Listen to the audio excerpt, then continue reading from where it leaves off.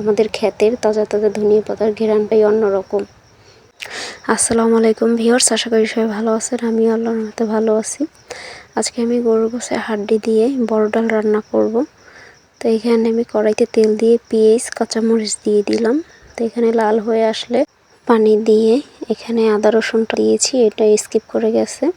তো লবণ দিয়ে দিলাম স্বাদ মতো, হলুদের গুঁড়া, মরিচের গুঁড়া, ধনিয়ার গুঁড়া, জিরার গুঁড়া দিয়ে দিলাম। কষানোর পর এখানে আমি হাড্ডিগুলো দিয়ে দিলাম। আমি যেহেতু অল্প ডাল রান্না করব, তো আমি হাড্ডিগুলো 3-4 টুকরো দিয়েছি শুধু এখানে স্মেলের জন্য। হাড্ডিগুলো কষানো হয়ে গেলে এই পর্যায়ে আমি ডালগুলো কষিয়ে নিব হাড্ডির সাথে।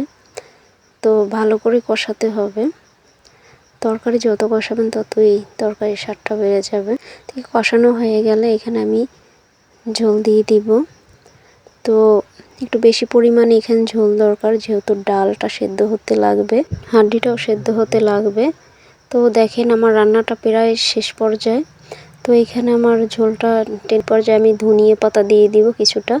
ধনিয়া পাতা দিলে ভালো লাগবে ঘ্রাণটা। তো শীতকাল যেহেতু ধনিয়া পাতা না দিলেই চলে না।